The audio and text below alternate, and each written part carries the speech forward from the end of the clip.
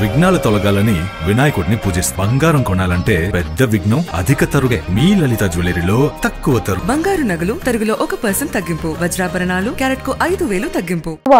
పెట్టిన పథకాలను మరి ఎలా చూడవచ్చు దీన్ని? అంటే నేను చెప్పాను ఇంతకుముందు కూడా, కుప్ప కూలిపోయే పరిస్థితి కనిపిస్తుందా? అవి అమలు చేస్తే ఆలోచిద్దామండి. నేను అనేది ఒకటి. కానీ నమ్మకం ఉందా సార్ అమలు చేస్తారా? కేంద్ర ప్రభుత్వ సహకారం కనుకుంటే డెఫినెట్గా అమలు చేయడం, ప్రత్యేక హోదా విభజన హామీలు కనుక వస్తే అమలు చేసే అవకాశం కూడా ఉంటుంది. కానీ ఎక్కువ కాన్సన్ట్రేషన్ మిగతా దాని మీద పెట్టాలి. ఏదో హడావిడి చేసేస్తే వచ్చేసిందని చెప్పాను. పోలం ప్రాజెక్ట్ చాలా స్పిల్ డ్యామ్ అన్నీ అయిపోయినాయి. ఎత్తకం రాక్ ఫిల్ డ్యామ్ ఒకటే, అది చిన్నగా అది పెద్ద కట్టడం కాదండి. అది అంటే రాతి మట్టి కట్టడం, ఆనకట్ట కట్టేస్తారు, ముందు స్పిల్ అయిపోయింది. మిగిలిన ఇది కట్టేసి మన ప్రాజెక్ట్ కట్టేసి అని హడావిడి బాజా బయలు కొట్టుకునే తప్పకుండా మిగతా రిహాబిలేషన్ సెటిల్మెంట్ కేంద్ర ప్రభుత్వ శాఖ అంత 100% వాళ్ళ దగ్గర తీసుకుని సాధించుకోగలుగుతుంది. అలాంటివి చేయాల్సిన అవసరం ఉంది. అలాగే కోస్టల్ ఇండస్ట్రియల్ కారిడార్ పెట్టాలి, దాని మీద కాన్సన్ట్రేషన్ చేయాలి. మొత్తం 4 hubs ఎంతో మెయిన్ ఇచ్చారు, మిగతా 7 hubsకి ఎక్స్టెండ్ చేయమన్నారు. అలాగే రాయలసీమ ఉత్తరాంధ్రానికి నిధులు ఇవ్వాలి. ఇవన్నీ కూడా అమరావతి ఇవన్నీ కూడా చేసుకుంటే డెఫినెట్గా ఆర్థికంగా రాష్ట్రం డెవలప్ అవుతుంది. ఆర్థికంగా డెవలప్ అయినప్పుడు సంక్షేమ కార్యక్రమాలు చేయడం సాధ్యం అవుతుంది. హోదా విభజన హామీలు వస్తే కానీ కొన్ని లక్షల కోట్లు పరోక్షంగా ప్రత్యక్షంగా రాష్ట్రానికి లాభం జరుగుతుంది. రాహుల్ గాంధీ గారు ఇస్తా అన్నారు, కాంగ్రెస్ పార్టీ సంతకం ఈ పార్టీకి అయిపోయి ఉండేది, ఆంధ్రప్రదేశ్కి వచ్చేసేది. అందుకని రాదనేవాళ్ళు మరి పదే చెప్తాను, రాదనేవాళ్ళు ఇది ఇక ముగిసిన చాప్టర్ విభజన హామీలు అనేవాళ్ళు ఆంధ్రప్రదేశ్ ద్రోహులు, నయవంచికులు వాళ్ళు. అవి గుజరాత్కి వెళ్ళి అక్కడ మోడీ గారు బంద్ చేసుకోమనండి. ఆంధ్రప్రదేశ్లో అనవసరం.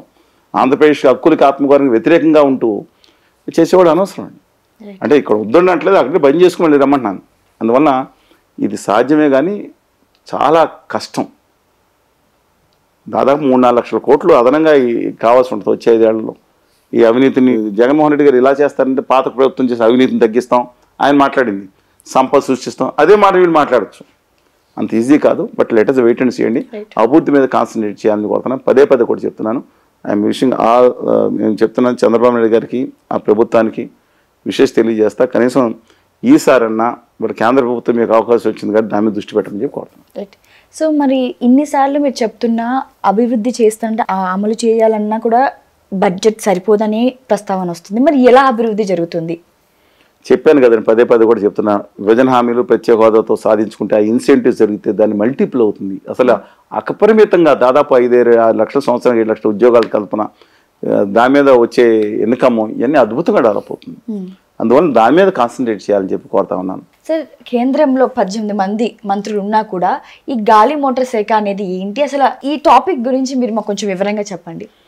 ఆంధ్రప్రదేశ్ దాదాపు 36 మంది పార్లమెంట్ సభ్యులు ఉన్నారు. రాజ్యసభ లోక్సభ కలిసి లోక్సభలో 25 మంది సభ్యులు ఉంటే 21 స్థానాలు 25కి 20 స్థానాలు గత తాకట్టు పెట్టేశారని ఆంధ్రప్రదేశ్లో పాలకులందరూ గత 5 సంవత్సరాల నుంచి 10 సంవత్సరాల నుంచి అలాగే ఇచ్చారు. ఏ ప్రభుత్వం మోడీ గారు కాళ్ళ దగ్గరికి వెళ్ళి బంద్ చేయడం, ఆంధ్రప్రదేశ్ హక్కులు తాకట్టు పెట్టడమే ఎక్కువగా చేసిన బాధ్యత. ఏదో కొంతమంది అడుగుంటారు. ఇవాళ కూడా 25 మంది సీట్లు వాళ్ళకే ఉన్నట్టున్నాయండి. అందులో 18 సీట్లు యాక్చువల్గా తెలుగుదేశం అండ్ జనసేన, 3 బీజేపీ ఉండొచ్చు. ఉత్తర భారతీయ జనతా పార్టీ వాళ్ళ సంగతి మనకు అనవసరం, వాళ్ళ పని వాళ్ళు చేసుకుంటుంటారు. ఆ 18 మంది సీట్లు వస్తే ఏమి ఇచ్చారని వాళ్ళ జేడీఎస్ చెప్పాను, 1 సీటు ఉన్న 1 సీటు 4 ఇచ్చి జనసేనకు 1 సీటు 1 మంత్రి పదవి కూడా పక్కన పెట్టండి. వీళ్ళకి కూడా ఏమి ఇచ్చారు? మీరు చెప్పిన గాలి మోటార్ శాఖ అంటే ఏరోప్లేన్ శాఖ, అందులో ఉన్నంతా లాగేశారు. ఎయిర్పోర్ట్లన్నీ అదాని గారికి వెళ్ళిపోయినాయి. చాలా వరకు ఉన్న ఏది ఎయిర్ ఇండియా కూడా అమ్మేశారు. ఎయిర్పోర్ట్ విశాఖపట్నం ఏదో అనుకుంటే అది ప్రైవేట్లో జరుగుతుంది. మిగతా వాళ్ళుగా ప్రైవేటీకరణ చేయడానికి రెడీగా పెట్టారు. విజయవాడ కూడా అమ్మకానికి సిద్ధం పెట్టారు. దానికోసం గాలి మోటార్ శాఖ మనకి ఎందుకండి? ఆ అశోక్ గజపతి గారికి ఇచ్చినప్పుడే ఆయనకి ఏమనుకున్నారు. అందువల్ల మనకి ముఖ్యమైన శాఖలు ఇవ్వకుండా చాలా దుర్మార్గంగా కేంద్ర ప్రభుత్వం నికృష్టంగా అని చెప్పలేను కానీ దారుణంగా వహించాలని చెప్పొచ్చండి. ఇవాళ ఆఖరికి పెంసాని డాక్టర్ చంద్రశేఖర్ గారు, ఇప్పుడు రామ్మోహన్ రెడ్డి గారు తక్కువైంది, ఎంత బహుభాష పెరిగినా దమ్మున్నాడు, మాట్లాడతాడు, పని కార్యశాలతో కూడా యువకుడు 36 సంవత్సరాలు అత్యంత పిన్న వయసులో ఉన్న ఆయనకి పక్కన పెట్టిన ఆయనకి ఇవ్వలేదు, పక్కన పెట్టారు. ఆవిడ డాక్టర్ చంద్రశేఖర్ గారు, ఆయన విద్యార్థికుడు, డాక్టరు. ఆయన వచ్చి నువ్వు గ్రామీణ అభివృద్ధి అంటే చేయవచ్చు. గ్రామీణ అభివృద్ధిని ఎవరి దగ్గర? శివరాజ్ సింగ్ చౌహాన్ గారు దాదాపు 2 దశాబ్దాలు ముఖ్యమంత్రి చేసిన వ్యక్తి దగ్గర. ఆయన ఏమన్నా డమ్మీ అయితే పని చేసుకోవచ్చు. ఈయన రెండోది జ్యోతిరాజ్ సింధియా గారి దగ్గర ఆ 2 శాఖలు తీసుకొచ్చి సహాయ మంత్రి. ఇది ఇండిపెండెంట్ ఛార్జ్ కూడా కాదు. దేనికి ఏం చేసుకోవాలండి? ఇట్లో ఏం చేసుకోవాలండి? వాళ్ళని ఆ కిషన్ రెడ్డి గారు ఉన్నారు సోదరులు, ఆయనకి మాత్రం బొగ్గు ఇచ్చారు, తన గన్లు ఇచ్చారు. అందువల్ల ఆయన తెలుగు జాతి బిడ్డగా తను ప్రూవ్ చేసుకునే అవకాశం వచ్చింది. ఖచ్చితంగా ఆయన కాదని అన్నాం. ఆయన ఇవాళ వెంటనే స్టీల్ ప్లాంట్కి ఏదైతే శారీరెడ్డిగా చనిపోయారో, కరీంనగర్ దగ్గర నుంచి గుప్తా గారు చనిపోయారో, తెలంగాణలో కూడా అనేక మంది విశాఖ ఉక్కు కోసం ఉద్యమాల కోసం చనిపోయారు ఆంధ్రప్రదేశ్తో పాటు. అలాంటి సమయంలో దానికి ఇమ్మీడియట్గా క్యాప్టివ్ మైనింగ్ ఇవ్వాలి. 3 గనులు కేటాయిచ్చేస్తే ప్లస్ దాంట్లో ఉన్న 20 లక్షల కోట్లు అంతా రద్దు చేశారన్నారు దొంగలు చాలా మందికి, మిగతా పారిశ్రామికవేత్తలకి. అందులో 15,000 కోట్లు 20,000 కోట్లు అది కూడా రద్దు చేయడం పెద్ద ఇబ్బంది కాదు. క్యాప్టివ్ మైన్ చేసి ఇంకొక 4,000 కోట్లు పెడితే స్పెషాలిటీ సీలు వస్తున్నాయి. ఈ ప్రపంచంలో బెస్ట్ కర్మాగారం కింద అవుతుంది. అది ఒక కర్మాగారం కాదు, ప్రజల రక్తం త్యాగంతో ఏర్పడిన తెలుగు ప్రజల రక్తం త్యాగంతో కర్మాగారం నిలబెట్టుకునే అవకాశం వచ్చింది. తెలంగాణ భూగర్భంలో ఉన్న సింగరేణి గనుల్ని ఆ గుజరాతీ వ్యాపారులకు ఇంకోళ్ళకి అమ్మేదే నికృష్టమైన కుట్ర కొనసాగుతుంది. తెలంగాణ సమాజం అంతా మొత్తుకుంటుంటే ఇవాళ తిరిగి అదే గన్ను మంత్రి శాఖ మంత్రి గారు కాబట్టి ఒక్కడు కూడా బయటికి వెళ్లకుండా ఇంకా కొత్త గనులు చేసుకుని అలాట్మెంట్ చేసి ఇక్కడ ఆల్రెడీ తెలంగాణలో పవర్ ప్రాజెక్టులు పెట్టారు. దానికి కోల్ లింకేజ్ చేసుకోవాల్సిన అద్భుతమైన అవకాశం వచ్చింది. గనులు కూడా డెవలప్ చేసుకోవాల్సిన అవసరం వచ్చింది. అందువల్ల వారికి అలాగే బండి సంజయ్ గారు సామాన్య కుటుంబం నుంచి చాలా ఆయన కమిట్మెంట్ ఈజ్ గ్రేట్ అండి. అద్భుతమైన కమిట్మెంట్ ఆయనకి. సరే ఆయన భాషలో ఉండొచ్చు కానండి, ఆ పార్టీకి నిలబడి ప్రాణం పెట్టి పనిచేశాడు బండి. కానీ ఆయనకి ఇవాళ ఆయన లాయల్టీకి లాభం లభించింది. అమిత్ షా గారు చెప్పులు అక్కడ పెట్టి మనం తీసుకొచ్చి పెట్టారు కాబట్టి ఆయన మంత్రివర్గంలో పెట్టుకున్నారు, హోంశాఖలో పెట్టుకున్నారు. సరే నేను తప్పను, అది కూడా ఆయన ఎంపీగా ఉండి చేయడం తప్పు అంటున్నా బహిరంగ. ఆ తండ్రి మీద అభిమానం ఉంటే తండ్రి చెప్పులు ఇంట్లో పెట్టుకోవచ్చు, ప్రతిసారి బయట మోడీ గారిలో ఫోటోలు తీసుకోవాల్సిన పని లేదండి ఇవాళ. అది తప్పు. కానీ ఇవాళ ఆయనకు హోంశాఖ ఇచ్చారు, ఖచ్చితంగా బలోపేతం చేయాల్సిన అవసరం ఉంది. వాళ్ళకి దేశ హోంశాఖ తెలంగాణ కాదు, వీళ్ళు మంత్రులు దేశ మంత్రులు. అలాగే లోకనాథం గారి వరదమ్మ గారి అబ్బాయి మురుగన్ గారు అని తమిళనాడు ఆయనకి కూడా కేంద్ర మంత్రి పదవి ఇచ్చారు. అలాగే ఇప్పుడు 6 మంత్రులు ఉన్నారు. అదే శ్రీనివాసవరం గారిని ఆంధ్రప్రదేశ్లో పరిశ్రమల శాఖ సహాయ మంత్రి ఇచ్చారు. ఎవరి కింద డెఫినెట్గా పరిశ్రమలు నిలబెట్టుకోవాల్సింది. ప్రత్యేక హోదా మీద, విభజన హామీ మీద ఇవాళ తను కృషి చేసి ఆంధ్రప్రదేశ్ ప్రజల రుణం తీర్చుకోవాలని కోరుతున్నాను. గుజరాతీ ప్రభువుల రుణం కాదండి.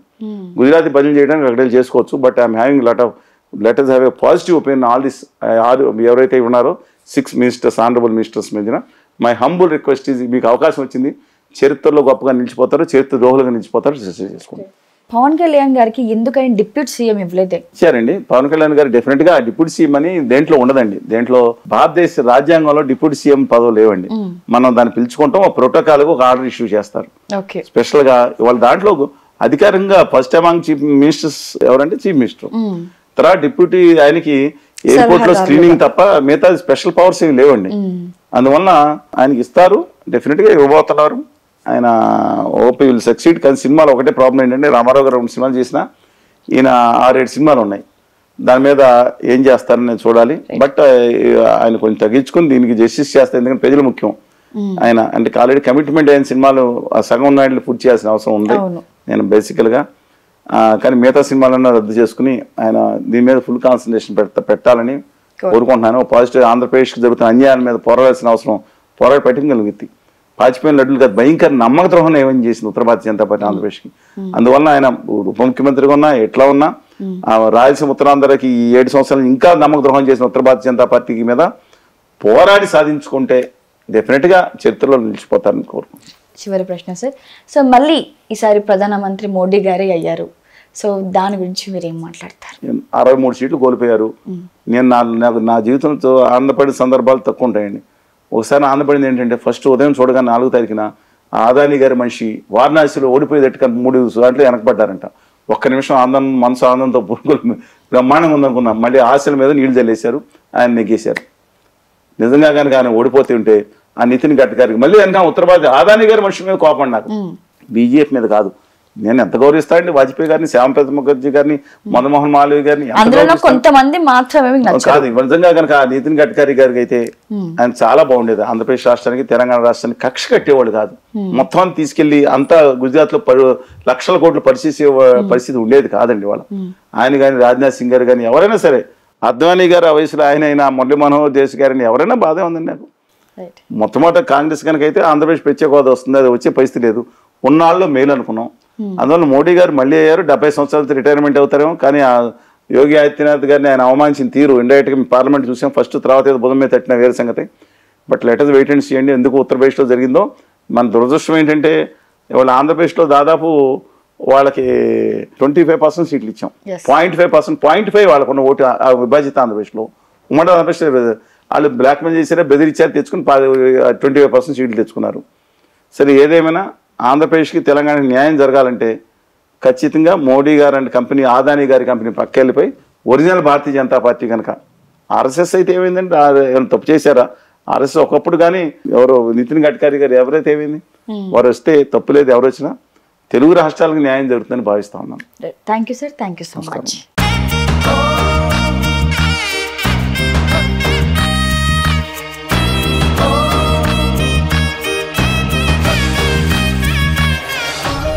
విఘ్నాలు తొలగాలని వినాయకుడిని పూజిస్తాం. బంగారం కొనాలంటే పెద్ద విఘ్నం అధిక తరుగే. మీ లలిత జ్యువెలరీలో అది లేదు. మార్కెట్లోనే తక్కువ తరుగు. వినాయకుడి కటాక్షంతో అందరింట్లో బంగారం, వజ్రం, వెండి నిండాలి.